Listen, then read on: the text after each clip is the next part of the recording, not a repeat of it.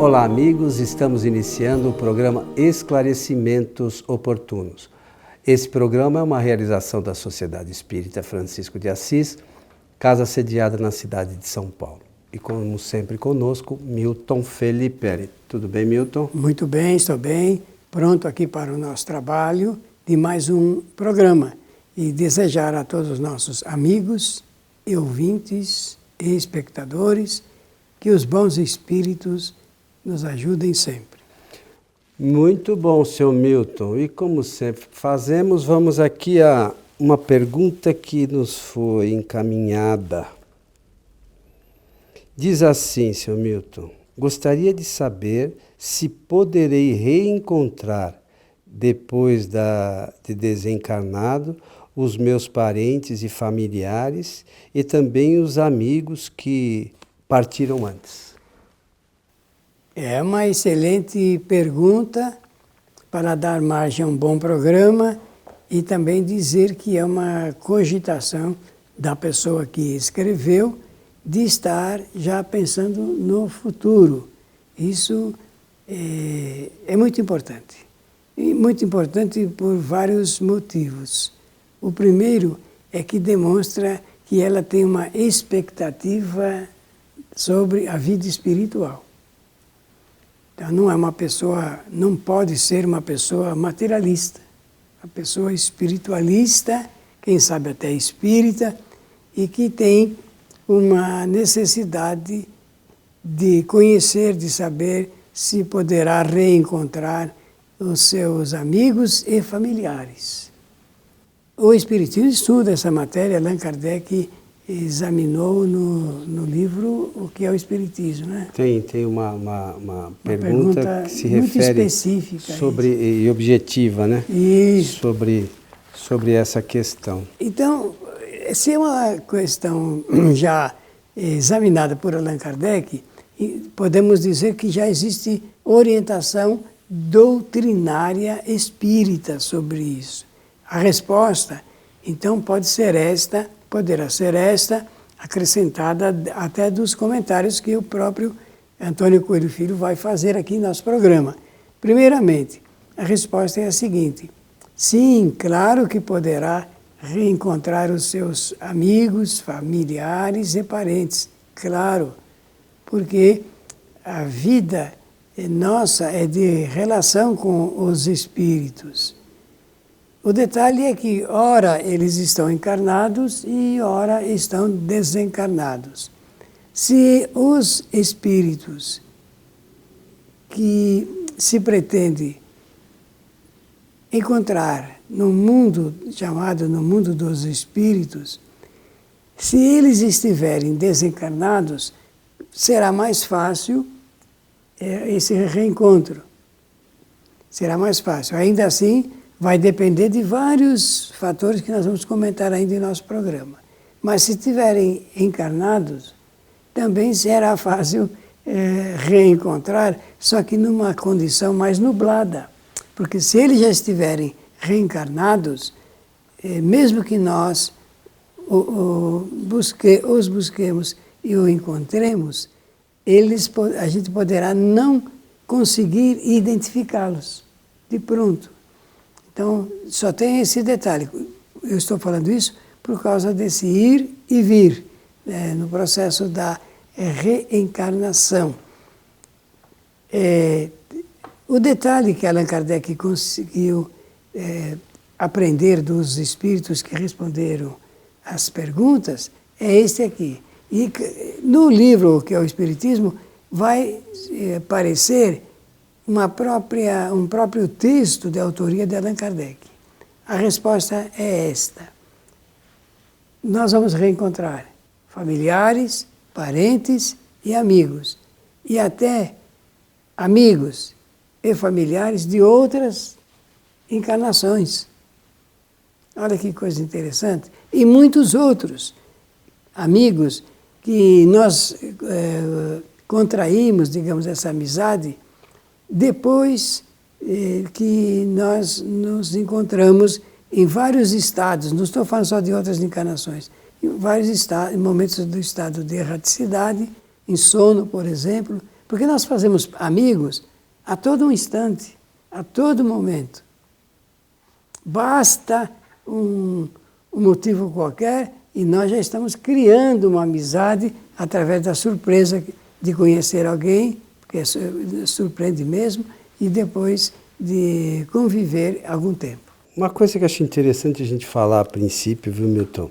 É assim, quando a gente fala ou comenta, né, no mundo dos espíritos, muitas pessoas falam mundo dos espíritos e esquece que os espíritos desse mundo dos espíritos somos nós. São aqui mesmo. Não, e nós fazemos parte, ora estamos encarnados, ora estamos desencarnados. Então, no mundo dos espíritos, nós também...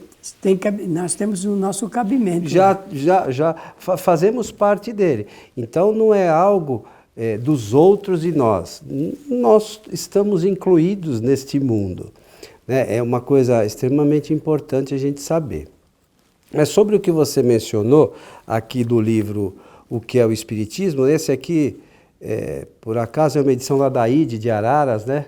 Um abraço para os nossos amigos de Araras lá. Diz assim, na pergunta 153 do livro O que é o Espiritismo: a alma reencontra no mundo dos espíritos os parentes e amigos que a precederam, né? Que são aqueles que retornaram para esse mundo antes de nós.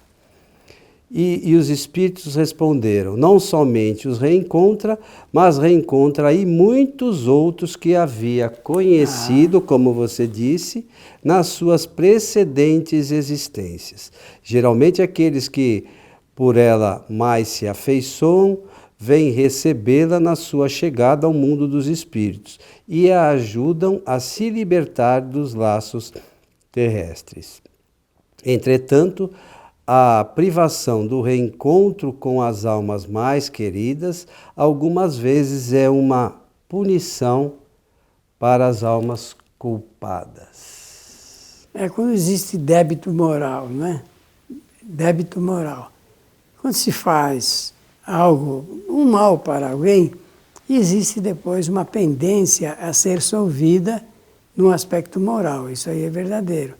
E poderá acontecer isso. Não vamos falar que é com muita frequência, mas isso está dentro desse quadro, no quadro de relacionamento entre as criaturas.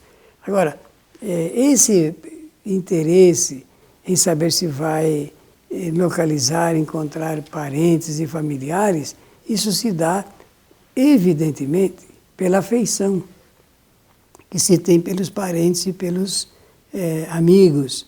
A afeição. Nós podemos dizer que essa afeição chega até o ponto de ser amor entre as criaturas e liga estreitamente esses laços. E a gente sente, toda vez que desencarna um familiar muito querido, não apenas nós sentimos a ausência da presença física, porque nós, os espíritas, não choramos porque a pessoa partiu para sempre. Não. Nós sentimos a saudade profunda e também pela convivência de ordem física. Então isso anima essa saudade e nós gostaríamos de aspirar essa possibilidade de reencontrá-los. Isso acontece com quase todas as pessoas, não é? Só se me permite, muitas vezes nós falamos assim, né, que eles partiam. Na verdade, boa parte das vezes eles estão ao nosso lado. Continuam, sim. Então, as pessoas que não se assustem, mas esse é o normal, né? Sim, eles estarem próximos de nós, porque se a gente vai em busca de alguém que a gente ama, então por que não os encarnados? A gente continua, não é porque a gente retornou para o mundo espiritual que a gente não gosta mais do que eles querem que ficaram, né? Tá certo. Eu vou pedir você a licença para contar um caso. Por favor. Um caso interessante que serve para ilustrar muitas coisas que a gente tem, conforme diz você sempre, dúvidas a respeito da vida e da morte. Na década de 50 eu participava de uma reunião mediúnica. E uma reunião mediúnica que tinha a seguinte característica: os espíritos se comunicavam não apenas uma vez, mesmo os sofredores vinham 2, 3, até o instante que eles contavam de como eles modificaram a maneira de pensar sobre esse assunto. Conforme todos sabem, nós espíritas que lemos e estudamos Kardec sabemos, existem espíritos que não sabem que já desencarnaram e tem espíritos até que não acreditam que a gente desencarna. É interessante isso. E lá pelas tantas, um espírito veio conversar conosco e nós estávamos naquele período que se comemorava o Dia dos Mortos. Então as pessoas iam aos cemitérios. Vocês se lembram disso, não é? Eu estou falando da metade da década de 50. E um espírito se comunicou e fez uma referência a uma pessoa da nossa reunião. Disse que estava nos acompanhando de vez em quando e acompanhou uma das pessoas que ainda eram meio católicas, né? E essa pessoa foi no cemitério, no Dia dos Mortos, levar lá a sua saudade e as suas flores para quem ali estava, já não estava mais. Não é?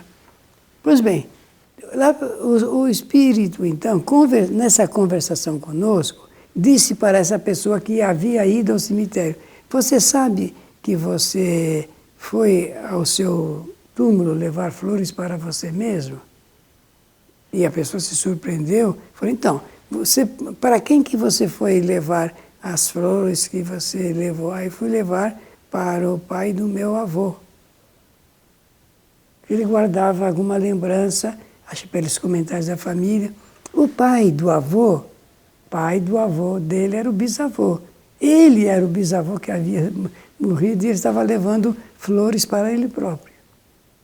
E isso ocorre com mais frequência do que a gente imagina, né? É por isso que eu contei. Ia dizer que, às vezes, como nós não temos muita noção sobre a vida, nossa existência, nossa aqui, e também partida, e a vida em estado de erraticidade, então nós perdemos essa referência e acabamos confundindo muitas coisas, né? Devido ao quê? Devido às informações religiosas, o costume religioso. E se nós tivéssemos conhecimento espírita verdadeiramente, nós dominaríamos um pouco mais esse assunto. Porque nós temos que ter a certeza, nós nos encontraremos, todos aqueles cuja possibilidade seja o reencontro, estaremos nos reencontrando. Agora, o que me deixou bem ligado com essa resposta que você leu, no que é o Espiritismo, é sobre a ajuda que os espíritos fazem no momento da nossa desencarnação. Quem é que vai nos esperar? Com certeza os amigos, parentes, familiares. Esse amor que nós temos, que nós nutrimos, é que estará presente naquele momento. Você mencionou no começo da sua fala, no início do programa, sobre o problema que algumas vezes nós reencontramos, mas não nos lembramos muito daquele espírito. Por quê? É porque o espírito se mostra muitas vezes, né, nas encarnações, ele se mostra como ele acha. Com a forma que ele considera importante se mostrar. Às vezes não combina com o tempo que nós conhecemos o espírito. E ele estará de outra forma. E a identificação dele, a identificação é sempre muito variável, mas a constância é sempre da última encarnação.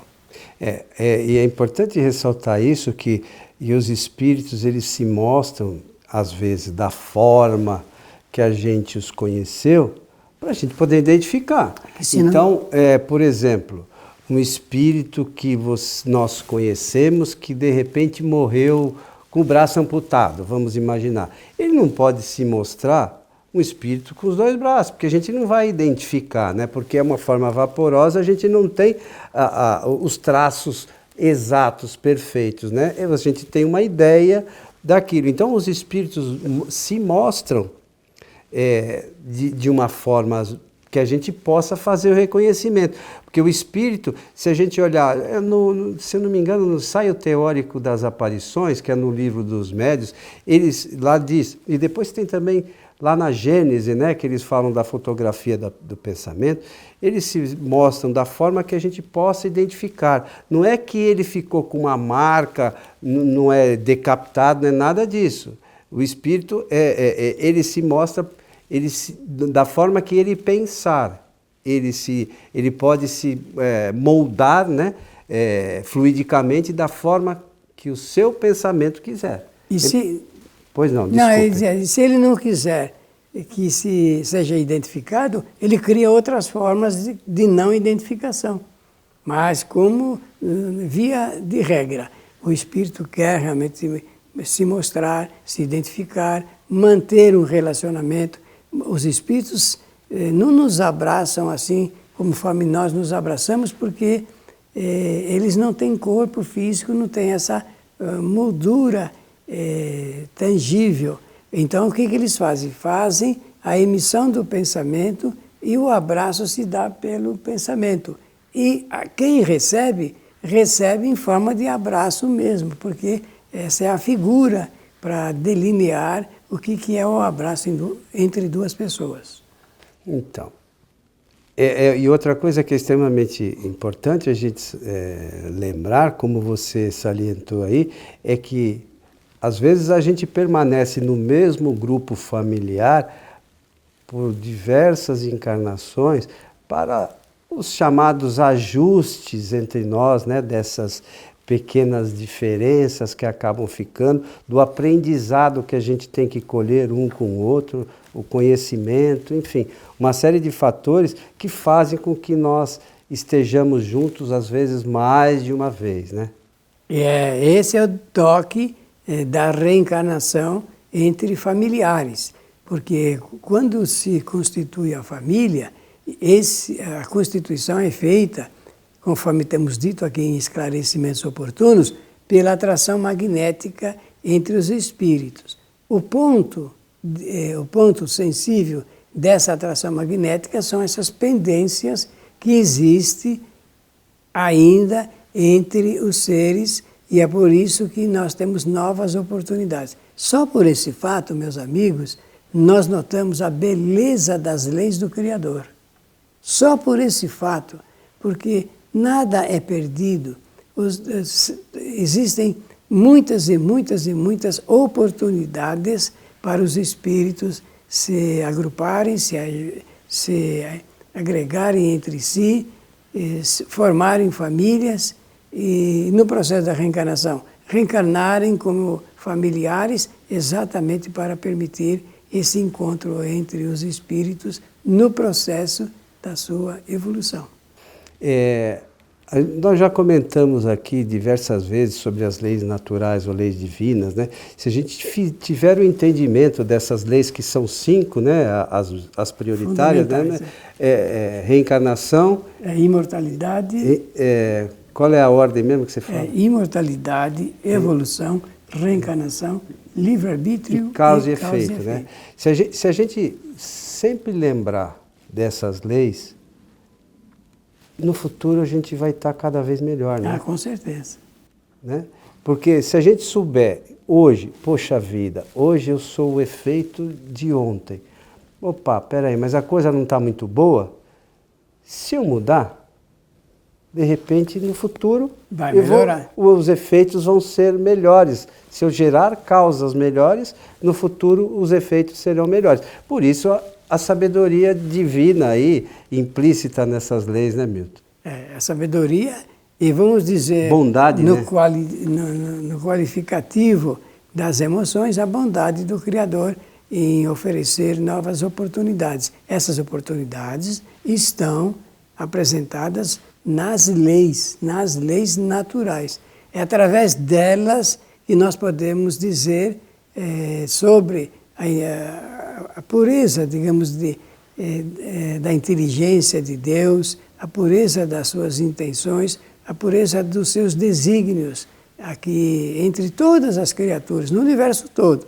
Nós não podemos citar apenas no nosso planetinha aqui, em todo o universo.